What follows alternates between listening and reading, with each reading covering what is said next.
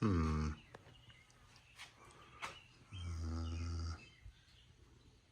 Yeah.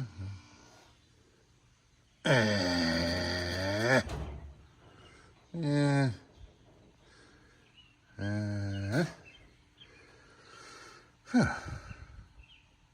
Time to go. I drove it the other night, and it's way better than it was when he and I drove it. Okay, Mark's on camera this time. This is how we start.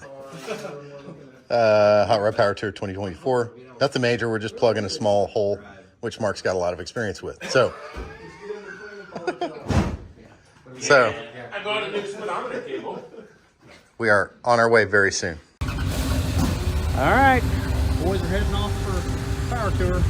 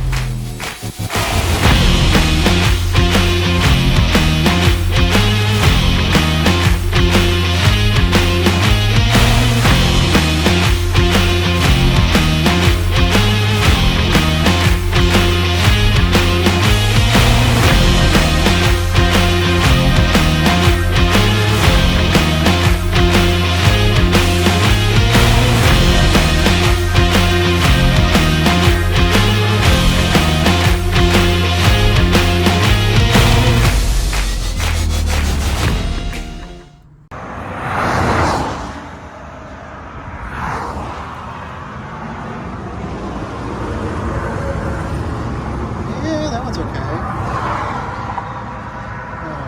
Hey, wait a minute. Oh, man. Ooh.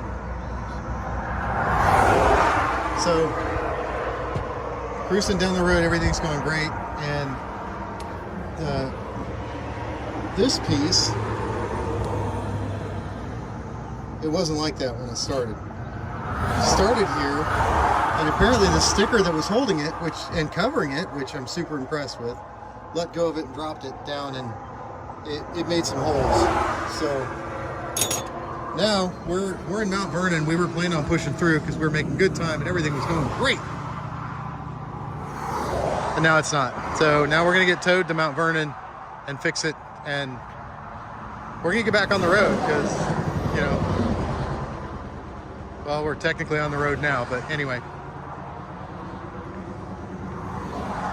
Man, I would hug you, but it's weird. Gotta have a beer first.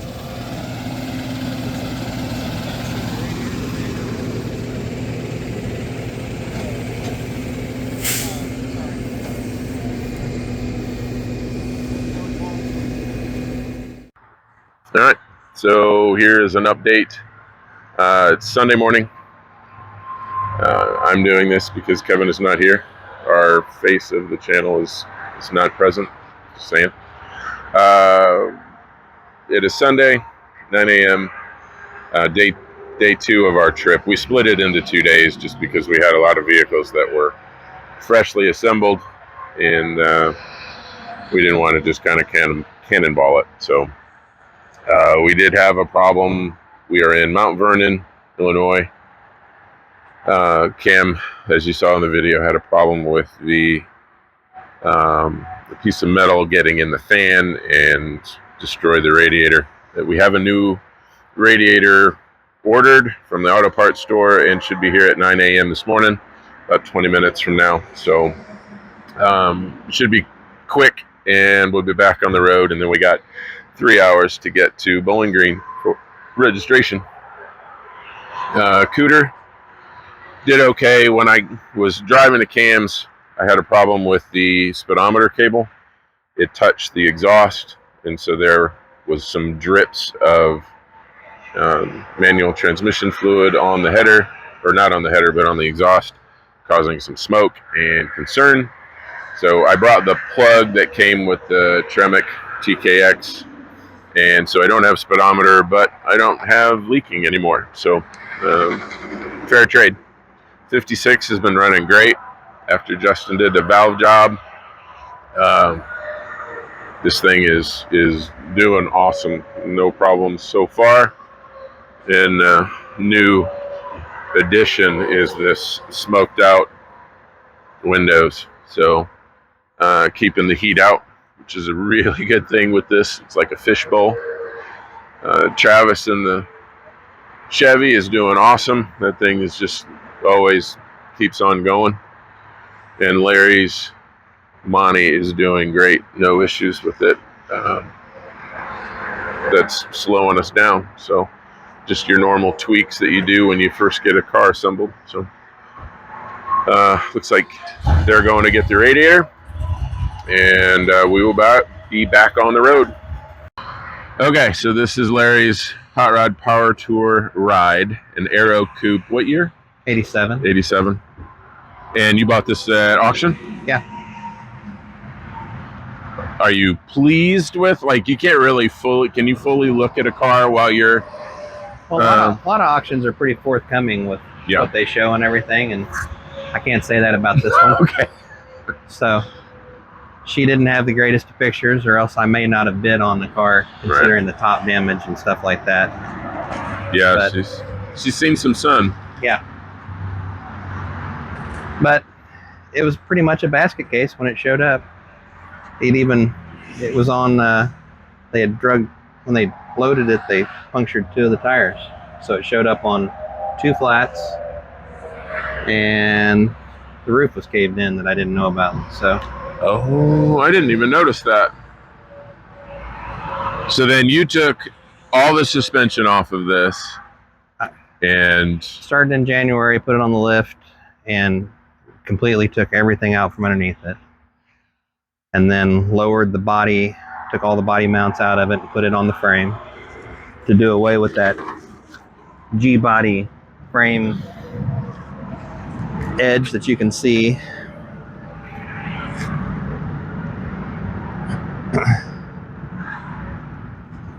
And oh, okay. So right here, normally that would be... There's about another 1.25 inches of it that would be exposed right there. Okay. So drop the body down on the frame further. Had to put a floor pan on the driver's side. Notched the frame and made my own frame notches for the wheel arch area. Oh, I see that. And welded all that stuff in.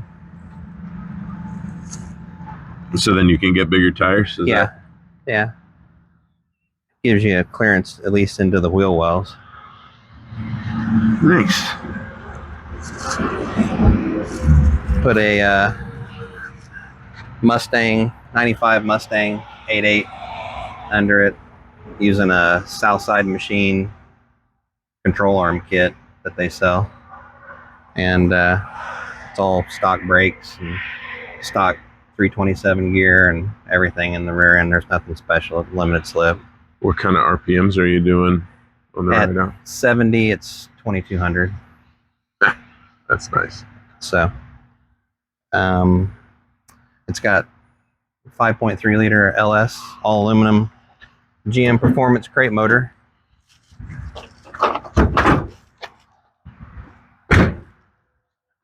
It's got the Trailblazer SS intake, Dirty Dingo accessory package. And you said you swapped AC and Yep, swap sides. alternator. So whenever I get that hooked up, all the So lines will be AC's short on this side. It's got 4-wheel disc. It's got the UMI kind of sells a Willwood hub package and brackets to put C5 Corvette brakes on the front of one of these, and that's got that on it. But it uses stock master cylinder and everything else. It's a regular G-body brake line kit that I put on it all the way to the back. And then in the back, I just had to alter the lines a little bit to get them to fit on the disc brake rear end, because this would have been drum brakes. And would this have been a Hydro Boost? No, Okay. That's So back- it had back a brake boost. that's the original booster. Okay. All right. So, I didn't know. I'm not.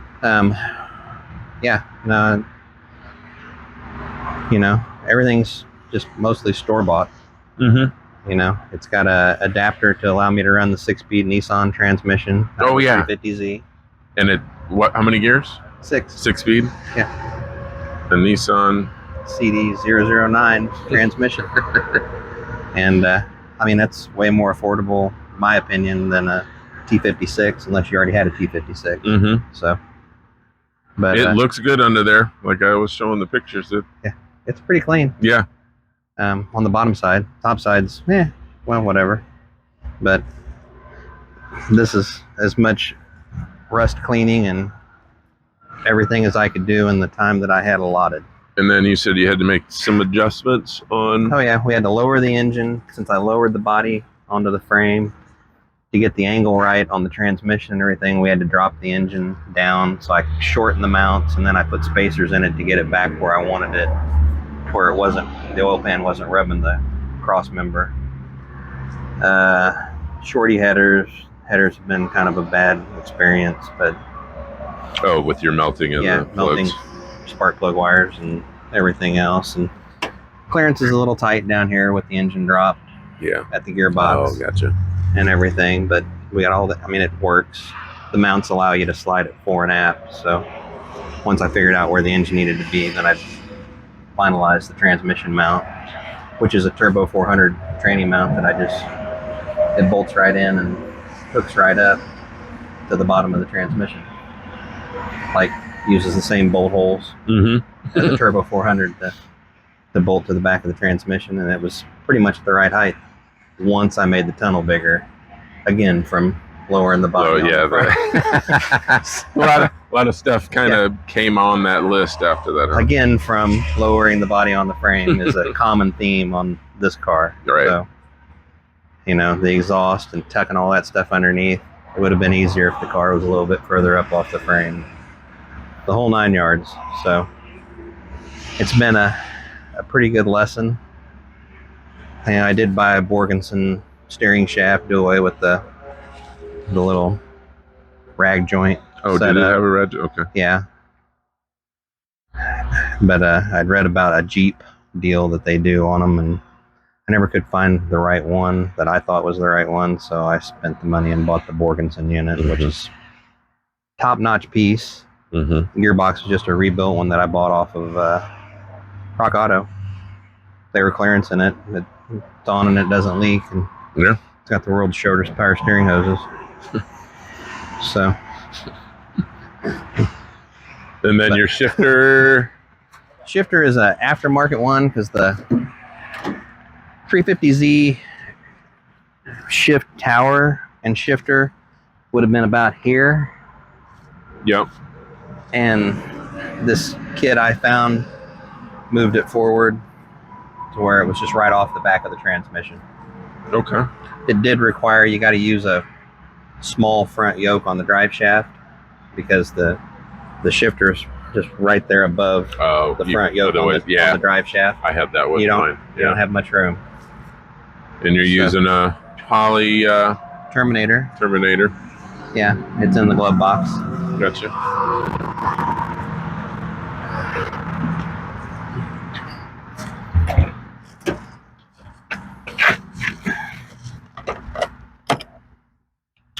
Cool. It sets in there. Holly dash. I needed something because none of my instruments worked in this car. The years of setting had taken its toll and everything was rusted and corroded up. So the actual cluster is behind that aluminum plate. Oh, okay. You just mounted on the front and attached it.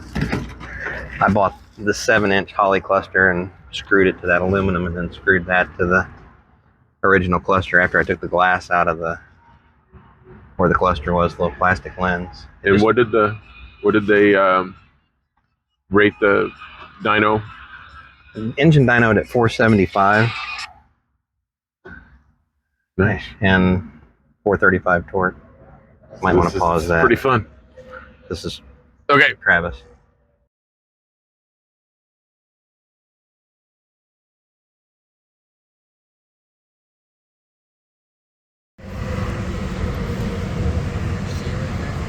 Oh, they did. They don't even look like a place. Yeah. So finish that between them like you did. Yeah. They did it. How deep is it? Oh yeah, that's a good size hole. Pretty big. So okay. We'll see if we can. We might maybe run out. Yeah. Okay. Do it again. Let's see.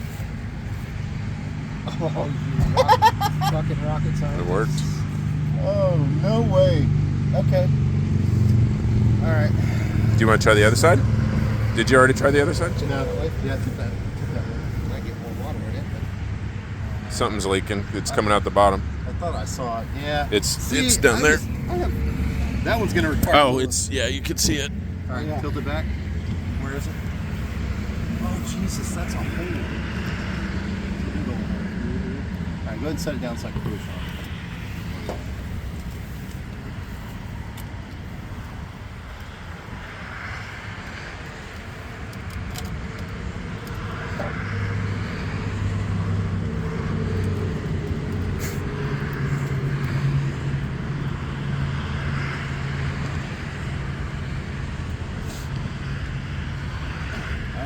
This might be the one that stops us. You look at the back side of that, that's torn open. There's the whole back side of that vein is open. That's not going to hold any pressure. So why not just sure. If I could get to that corner, I'd crimp it off on the top and bottom. I kind of like it. At this point, Cam's radiator is not going to be repaired. So we made the decision to leave his truck in Mount Vernon, drive 3 hours to Bowling Green, pick up our credentials, then Cam will stop at a parts store in Bowling Green because it's a much bigger city and we have the radiator in stock. Cam picked up the radiator, drove 3 hours back. Well, Travis drove him 3 hours back to Mount Vernon. They repaired the truck and they drove it back. And we are all back together and all vehicles are back on the road.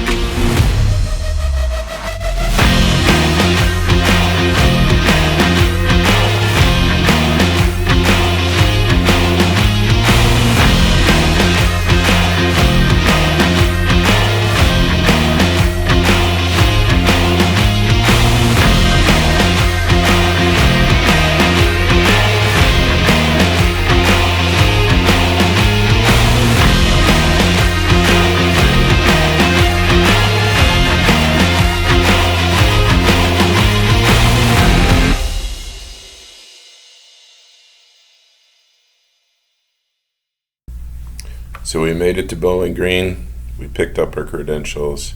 Cam has restored the truck, and we are ready now for day one.